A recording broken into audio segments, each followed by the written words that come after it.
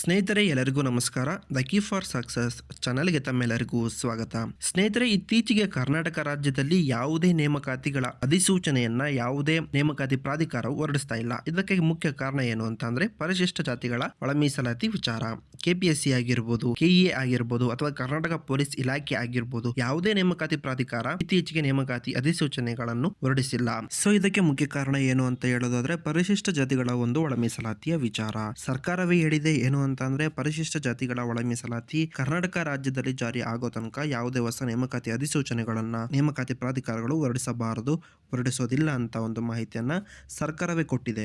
So ಈ ಎಲ್ಲ ಬೆಳವಣಿಗೆಗಳಿಗೆ ಸಂಬಂಧಪಟ್ಟಂತೆ ಬೆಳಗಾವಿಯಲ್ಲಿ ನಡೀತಾ ಇರತಕ್ಕಂತ ಚಳಿಗಾಲದ ಅಧಿವೇಶನದಲ್ಲಿ ಸದಸ್ಯರೊಬ್ಬರು ಪ್ರಶ್ನೆಯನ್ನು ಮಾಡಿದ್ದಾರೆ. ಆ ಸದಸ್ಯರು ಕೇಳಿದ ಪ್ರಶ್ನೆ ಏನು, ಸೊ ಆ ಒಂದು ಪ್ರಶ್ನೆಗೆ ಸಚಿವರು ಕೊಟ್ಟಂತಹ ಉತ್ತರವೇನು ಎಂಬಂತಹ ಹಲವು ಮಾಹಿತಿಯನ್ನ, ಜೊತೆಗೆ ಈಗ ಈ ಒಂದು ಪರಿಶಿಷ್ಟ ಜಾತಿಯ ಒಳ ಮೀಸಲಾತಿಯ ವಿಚಾರ ಎಲ್ಲಿಗೆ ಬಂದಿದೆ ಎಂಬಂತಹ ಹಲವು ಮಾಹಿತಿಯನ್ನ ಈ ವಿಡಿಯೋದಲ್ಲಿ ನಾನು ನಿಮಗೆ ತಿಳಿಸಿಕೊಡ್ತಕ್ಕಂತ ಪ್ರಯತ್ನ ಮಾಡ್ತೇನೆ. ಸೊ ವಿಡಿಯೋವನ್ನು ಶುರು ಮಾಡೋದಕ್ಕಿಂತ ಮುಂಚೆ ತಾವುಗಳು ಇನ್ನೂ ಯಾರಾದ್ರೂ ನಮ್ಮ ಚಾನಲ್ಗೆ ಸಬ್ಸ್ಕ್ರೈಬ್ ಆಗಿಲ್ಲ ಅಂತಂದ್ರೆ ದಯವಿಟ್ಟು ಈ ಕೂಡಲೇ ಸಬ್ಸ್ಕ್ರೈಬ್ ಆಗಿ ಅಂತ ಕೇಳ್ತಾ ವಿಡಿಯೋವನ್ನು ಶುರು ಮಾಡ್ತಾ ಇದ್ದೇನೆ. ಕೊನೆವರೆಗೂ ತಪ್ಪದೇ ನೋಡಿ. ಸ್ನೇಹಿತರೆ, ಬೆಳಗಾವಿಯಲ್ಲಿ ಕರ್ನಾಟಕದ ಒಂದು ಚಳಿಗಾಲದ ಅಧಿವೇಶನ ನಡೀತಾ ಇದೆ. ಸೊ ಆ ಒಂದು ಚಳಿಗಾಲದ ಅಧಿವೇಶನದಲ್ಲಿ ವಿಧಾನಸಭೆಯ ಸದಸ್ಯರಾದಂತಹ ಶ್ರೀ ಅರಗ ಜ್ಞಾನೇಂದ್ರ ಅವರು ಕೇಳಿರ್ತಕ್ಕಂಥ ಪ್ರಶ್ನೆ ಇದು. ಸೊ ಉತ್ತರ ಕೊಟ್ಟಿರ್ತಕ್ಕಂಥದ್ದು ಸಮಾಜ ಕಲ್ಯಾಣ ಇಲಾಖೆ ಸಚಿವರು. ಸೊ ಪ್ರಶ್ನೆ ಏನು ಅಂತ ನೋಡೋದಾದ್ರೆ, ರಾಜ್ಯದಲ್ಲಿರುವ ಮೀಸಲಾತಿ ಪ್ರಮಾಣ ಎಷ್ಟು? ಒಳ ಮೀಸಲಾತಿ ಕುರಿತು ನ್ಯಾಯಮೂರ್ತಿ ಸದಾಶಿವ ಆಯೋಗದ ವರದಿಯಲ್ಲಿನ ಪ್ರಮುಖ ಅಂಶಗಳೇನು? ಮಾಡಿರುವ ಶಿಫಾರಸುಗಳೇನು? ಯಾವ ಜನಗಣತಿ ಆಧಾರದ ಮೇಲೆ ವರದಿ ನೀಡಿದ್ದಾರೆ? ವರದಿ ಸಲ್ಲಿಸಲು ಅನುಸರಿಸಿರುವ ಮಾನದಂಡಗಳೇನು? ವರದಿಯ ಪ್ರತಿ ನೀಡುವುದು ಎಂಬಂತಹ ಒಂದು ಪ್ರಶ್ನೆಯನ್ನ ವಿಧಾನಸಭೆ ಸದಸ್ಯರು ಮಾಡಿದ್ದಾರೆ.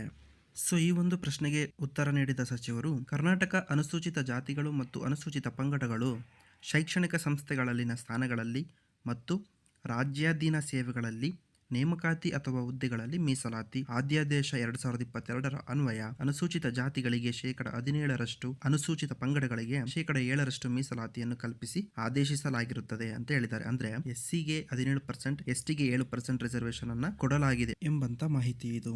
ಇದರ ಜೊತೆಗೆ ಪರಿಶಿಷ್ಟ ಜಾತಿಗಳಲ್ಲಿ ಆಂತರಿಕ ಮೀಸಲಾತಿಯನ್ನು ಅಧ್ಯಯನ ಮಾಡಲು ನೇಮಿಸಲಾಗಿದ್ದ ಸದಾಶಿವ ಆಯೋಗವು ನೀಡಿರುವ ಶಿಫಾರಸುಗಳು ಅಪ್ರಸ್ತುತ.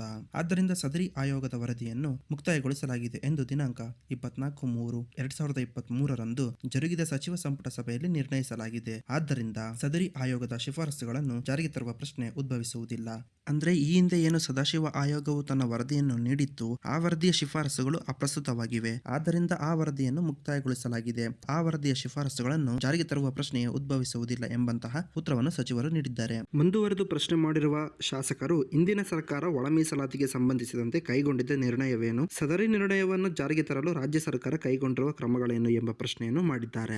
ಈ ಪ್ರಶ್ನೆಗೆ ಉತ್ತರಿಸಿರುವ ಸಚಿವರು, ಪರಿಶಿಷ್ಟ ಜಾತಿಯಲ್ಲಿ ಬರುವ 101 ಉಪಜಾತಿಗಳನ್ನು 4 ಗುಂಪುಗಳನ್ನಾಗಿ ವಿಂಗಡಿಸಿ ಗುಂಪು 1ಕ್ಕೆ 6%, ಗುಂಪು 2ಕ್ಕೆ 5.5%, ಗುಂಪು 3ಕ್ಕೆ 4.5% ಹಾಗೂ ಗುಂಪು 4ಕ್ಕೆ 1% ಒಳ ಮೀಸಲಾತಿ ಕಲ್ಪಿಸಲು ಆದೇಶ ಸಂಖ್ಯೆ SWD 02 SAD 2014 ದಿನಾಂಕ 27/3/2023 ಮತ್ತು 31/3/2023 ಹೊರಡಿಸಲಾಗಿದೆ ಎಂಬಂತಹ ಉತ್ತರವನ್ನು ಕೊಟ್ಟಿದ್ದಾರೆ. ಇದರ ಜೊತೆಗೆ ಒಳ ಮೀಸಲಾತಿ ಕುರಿತು ವಿವಿಧ ಮಠಾಧೀಶರು, ರಾಜಕೀಯ ಪಕ್ಷಗಳು ಸರ್ಕಾರಕ್ಕೆ ನೀಡಿರುವ ಸಲಹೆಗಳೇನು? ಸಲಹೆಗಳನ್ನು ಪರಿಗಣಿಸಿ ಸರ್ಕಾರ ಕೈಗೊಂಡಿರುವ ತೀರ್ಮಾನವೇನು? ಈ ವಿಚಾರದಲ್ಲಿ ಸರ್ಕಾರದ ನಿಲುವೇನು? ಮತ್ತು ಸುಪ್ರೀಂ ಕೋರ್ಟ್ ಒಳ ಮೀಸಲಾತಿ ಕುರಿತು ನೀಡಿರುವ ಆದೇಶ ಏನು? ನ್ಯಾಯಾಲಯದ ಆದೇಶದ ನಂತರ ಮೀಸಲಾತಿ ಜಾರಿಗೊಳಿಸಲು ರಾಜ್ಯ ಸರ್ಕಾರ ಕೈಗೊಂಡಿರುವ ಕ್ರಮಗಳೇನು ಎಂಬಂತಹ ಪ್ರಶ್ನೆಯನ್ನು ಕೂಡ ಕೇಳಿದ್ದಾರೆ. ಇದಕ್ಕೆ ಉತ್ತರಿಸಿರುವ ಸಚಿವರು, ಒಳ ಮೀಸಲಾತಿ ಕುರಿತು ಮಾನ್ಯ ಭಾರತದ ಸರ್ವೋಚ್ಚ ನ್ಯಾಯಾಲಯವು ಭಾರತದ ಸಂವಿಧಾನದ ಅನುಚ್ಛೇದ 15(4) ಮತ್ತು 16(4) ಅಡಿಯಲ್ಲಿ ಶಿಕ್ಷಣ ಮತ್ತು ರಾಜ್ಯ ಸರ್ಕಾರದ ಅಧೀನದ ಸೇವೆಗಳಲ್ಲಿ ಒಳ ಮೀಸಲಾತಿಯನ್ನು ಕಲ್ಪಿಸುವ ಬಗ್ಗೆ state of Punjab and others versus Devinder Singh and others in civil appeal number 2317/2011 ಪ್ರಕರಣದಲ್ಲಿ ದಿನಾಂಕ 1/8/2024 6:1 ಅನುಪಾತದಲ್ಲಿ ಬಹುಮತದ ನಿರ್ಧಾರದೊಂದಿಗೆ ಈ ಕೆಳಗಿನಂತೆ ತೀರ್ಪು ನೀಡಿರುತ್ತದೆ. The state government can sub classify the schedule caste. The state must collect the data on the inadequacy of representation in the services of the state because it is used as an indicator of backwardness. So ಈ ಒಂದು ಭಾರತದ ಸರ್ವೋಚ್ಚ ನ್ಯಾಯಾಲಯ ನೀಡಿರ್ತಕ್ಕಂಥ ತೀರ್ಪು ಏನು ಅಂತಂದ್ರೆ, ರಾಜ್ಯ ಸರ್ಕಾರಗಳು ಪರಿಶಿಷ್ಟ ಜಾತಿಗಳ ಒಂದು ಒಳ ಮೀಸಲಾತಿಯನ್ನು ಜಾರಿ ಮಾಡಬಹುದು.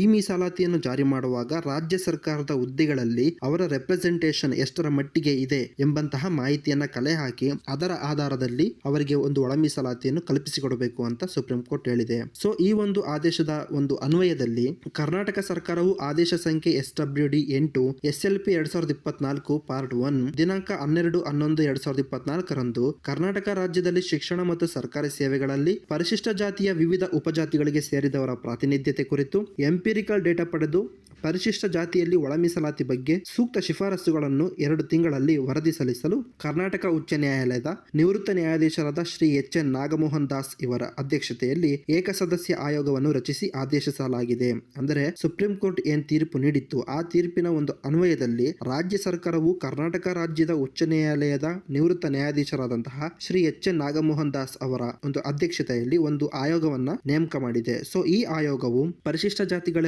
ಬಗ್ಗೆ ಒಂದು ಅಧ್ಯಯನವನ್ನು ನಡೆಸಿ ಎಂಪಿರಿಕಲ್ ಡಾಟಾವನ್ನು ಪಡೆದು ಅವರಿಗೆ ಯಾವ ಒಂದು ಆಧಾರದಲ್ಲಿ ಮತ್ತು ಎಷ್ಟು ಒಳ ಮೀಸಲಾತಿಯನ್ನ ಕಲ್ಪಿಸಿಕೊಡಬೇಕು ಎಂಬಂತಹ ಒಂದು ಶಿಫಾರಸನ್ನು ನೀಡೋದಕ್ಕೋಸ್ಕರ ಕರ್ನಾಟಕ ಸರ್ಕಾರವು ಈ ಒಂದು ಆಯೋಗವನ್ನ ರಚನೆ ಮಾಡಿ ಆದೇಶ ನೀಡಲಾಗಿದೆ ಎಂಬಂತಹ ಉತ್ತರವನ್ನು ಸರ್ಕಾರ ಕೊಟ್ಟಿದೆ. ಸೊ ಈ ಒಂದು ಆಯೋಗವು ತನ್ನ ವರದಿಯನ್ನು ಸಲ್ಲಿಸಿ ಅದರ ಶಿಫಾರಸುಗಳ ಆಧಾರದಲ್ಲಿ ರಾಜ್ಯ ಸರ್ಕಾರವು ಪರಿಶಿಷ್ಟ ಜಾತಿಗಳ ಒಳ ಮೀಸಲಾತಿಯನ್ನು ರಾಜ್ಯದಲ್ಲಿ ಜಾರಿ ಮಾಡುತ್ತೆ. ಈ ಒಂದು ಪರಿಶಿಷ್ಟ ಜಾತಿಗಳ ಒಳ ಮೀಸಲಾತಿ ಜಾರಿಯಾದ ನಂತರವಷ್ಟೇ ಸರ್ಕಾರವು ಮುಂದಿನ ನೇಮಕಾತಿಗಳ ಅಧಿಸೂಚನೆಯನ್ನು ಹೊರಡಿಸುತ್ತೆ ಅಂತ ಹೇಳಬಹುದು. ಸೊ ಇದಾಗಿತ್ತು ಸ್ನೇಹಿತರೆ ಈ ವಿಡಿಯೋದ ಒಂದು ವಿಶೇಷತೆ. ಈ ವಿಡಿಯೋ ನಿಮಗೆ ಇಷ್ಟ ಆಗಿದ್ರೆ ದಯವಿಟ್ಟು ಈ ಕೂಡಲೇ ಲೈಕ್ ಮಾಡಿ ಮತ್ತು ಸಬ್ಸ್ಕ್ರೈಬ್ ಮಾಡಿ ಅಂತ ಕೇಳ್ತಾ ಈ ವಿಡಿಯೋನ ಇಲ್ಲಿಗೆ ಮುಗಿಸ್ತಿದ್ದೀನಿ. ಎಲ್ಲರಿಗೂ ನಮಸ್ಕಾರಗಳು.